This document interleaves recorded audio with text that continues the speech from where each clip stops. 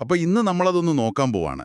ഈ വുഡ് എന്നത് എന്താ പറയുക, സാധാരണ സംഭാഷണങ്ങളിൽ, പ്രത്യേകിച്ച് ഈ അടുക്കളയിലൊക്കെ സംസാരിക്കുമ്പോൾ എങ്ങനെ എളുപ്പത്തിൽ ഉപയോഗിക്കാമെന്ന്. ആ നല്ല ആശയം. അടുക്കളയിലെ കാര്യങ്ങൾ വെച്ച് പഠിക്കുമ്പോൾ എളുപ്പം മനസ്സിലാകും. അതെ, ഈ പച്ചക്കറി അരിയുന്നത്, ചായ ഉണ്ടാക്കുന്നത്, അങ്ങനത്തെ ചെറിയ കാര്യങ്ങൾ. ആ ചെറിയ സന്ദർഭങ്ങൾ വെച്ച് വുഡ് ഉപയോഗിക്കാം. അതെ. അപ്പോൾ ഈ ചർച്ച കഴിയുമ്പോഴേക്കും വുഡ് കുറച്ചുകൂടി ഈസിയായിട്ട് ഉപയോഗിക്കാൻ നിങ്ങൾ പഠിച്ചിരിക്കും. തുടങ്ങാമല്ലേ? തുടങ്ങാം. ശരി. അപ്പോൾ ആദ്യമായിട്ട് വളരെ മര്യാദയോടെ കാര്യങ്ങൾ ചോദിക്കാനും എന്തെങ്കിലും ഓഫർ ചെയ്യാനും വുഡ് ഉപയോഗിക്കുന്ന രീതി. അത് വളരെ പ്രധാനപ്പെട്ട ഒന്നാണ്. ഉദാഹരണത്തിന്, നമ്മൾ അടുക്കളയെ സാധാരണ ചോദിക്കില്ലേ, would you like some more rice? കുറച്ചുകൂടി ചോറ് വേണോ? അതെ. അല്ലെങ്കിൽ would you pass me the salt please? ആ ഉപ്പൊന്ന് തരാമോ? കറക്റ്റ്. ആ പ്ലീസ് കൂടി വരുമ്പോൾ നല്ല വിനയം തോന്നും. ശരിയാണ്. ഇവിടെ വുഡ് ഉപയോഗിക്കുമ്പോൾ ആ ചോദ്യത്തിനൊരു ഒരു മയം വരുന്നുണ്ട്. വെറുതെ ഉപ്പ് താ എന്ന് പറയുന്നതിനേക്കാൾ നല്ലത്. ശരിയാണ്. അതുപോലെ സഹായം ചോദിക്കാനും നല്ലതാണ്. Would you cut the onions for me? എനിക്ക് വേണ്ടി സവാളയൊന്ന് അരിയാമോ? ആഹാ, ഒരു റിക്വസ്റ്റ് പോലെ. അതെ, ഒരു അഭ്യർത്ഥന. Okay.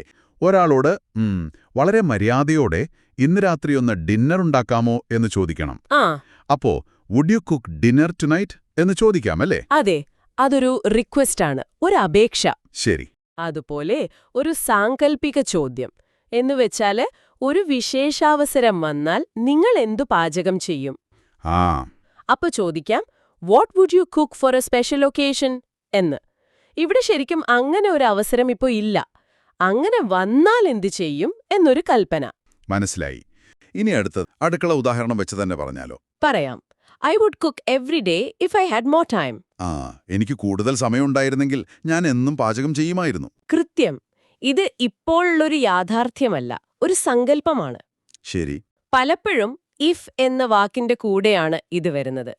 She would make biryani if we had chicken. ഓഹോ, ചിക്കൻ ഉണ്ടായിരുന്നെങ്കിൽ അവൾ ബിരിയാണി ഉണ്ടാക്കിയേനെ. അതെ, ഒരു സാധ്യത. സംഭവിച്ച കാര്യമല്ല. കൊള്ളാം. ഇനി മറ്റൊന്ന്, പണ്ട് നമ്മൾ സ്ഥിരമായിട്ട് ചെയ്തിരുന്ന ചില ശീലങ്ങൾ, അതിനെക്കുറിച്ച് പറയാൻ വുഡ് ഉപയോഗിക്കാറുണ്ടല്ലോ. ഉണ്ട്. Past habits. അത് അടുക്കള ഓർമ്മകളിലും കാണുമല്ലോ. തീർച്ചയായും. പക്ഷെ ശ്രദ്ധിക്കണം, ഇത് പണ്ട് സ്ഥിരമായി ആവർത്തിച്ച് ചെയ്തിരുന്ന കാര്യങ്ങൾക്കാണ്, ഒറ്റ തവണ നടന്ന കാര്യമല്ല. മനസ്സിലായി. ഒരു ശീലം പോലെ. അതെ.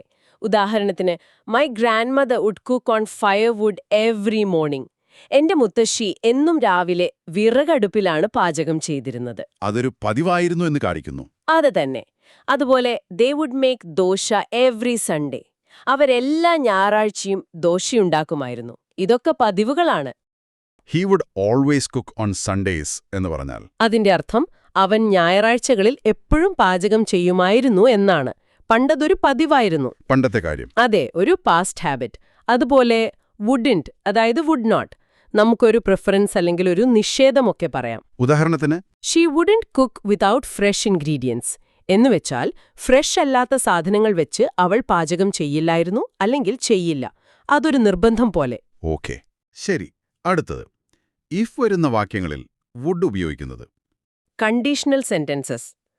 ഓക്കെ. ഉദാഹരണത്തിന്, if you cooked less oil it would be healthier. അതെ. ശരി. If I had garlic I would make chutney. വെളുത്തുള്ളി ഉണ്ടായിരുന്നെങ്കിൽ ഞാൻ ചമ്മന്തി ഉണ്ടാക്കിയേനെ. ഇത് ഉപദേശം കൊടുക്കാനും ഉപയോഗിക്കാം. നേരത്തെ പറഞ്ഞ എണ്ണയുടെ കാര്യം പോലെ. If you cooked less oil, അതൊരു ഉപദേശമാണ്. ഇറ്റ് വുഡ് ബി ഹെൽത്തിയർ എന്നത് അതിന്റെ ഫലവും. മനസ്സിലായി. ഇനി അവസാനമായിട്ട്, നമ്മുടെ ഇഷ്ടങ്ങൾ അല്ലെങ്കിൽ മുൻഗണനകൾ പറയാൻ വുഡ് ഉപയോഗിക്കുന്ന രീതി. പ്രിഫറൻസസ്, അതും പ്രധാനമാണ്. അതെങ്ങനെയാണ്? ഒരാൾക്ക് എന്താണ് കൂടുതൽ താല്പര്യം, അല്ലെങ്കിൽ എന്തിനാണ് മുൻഗണന കൊടുക്കുന്നത് എന്ന് പറയാൻ would rather, would love to ഒക്കെ ഉപയോഗിക്കും. ഓക്കെ. ഉദാഹരണം, I would rather fry the fish. മീൻകറി വെക്കുന്നതിനേക്കാൾ വറുക്കാനാണ് എനിക്ക് കൂടുതൽ ഇഷ്ടം. ഒരു ചോയ്സ് പറയും പോലെ. അതെ. അല്ലെങ്കിൽ she would love to cook Italian food. അവൾക്ക് ഇറ്റാലിയൻ ഫുഡ് ഉണ്ടാക്കാൻ ഭയങ്കര ഇഷ്ടമായിരിക്കും. കൊള്ളാം.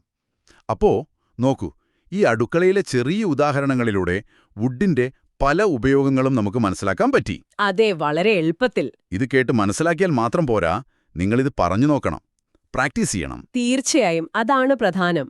ഇനി നിങ്ങൾ അടുക്കളയിൽ നിൽക്കുമ്പോൾ അവിടെ നടക്കുന്ന കാര്യങ്ങൾ വെച്ച് ഒന്ന് മനസ്സിൽ ഇംഗ്ലീഷിൽ പറഞ്ഞു നോക്കൂ. ശരിയാണ്. ചിലപ്പോ if I had more vegetables I would make sambar എന്നോ, അല്ലെങ്കിൽ അടുത്ത് നിൽക്കുന്ന ആളോട് would you pass me the spoon എന്നോ മനസ്സിലോ അല്ലെങ്കിൽ പതിയെ ഉറക്കെയോ പറഞ്ഞു നോക്കാം. നല്ലൊരു പരിശീലനമാകൂല്ലേ? അതെ, നിങ്ങളുടെ ഇംഗ്ലീഷ് മെച്ചപ്പെടുത്താൻ ഇത് സഹായിക്കും.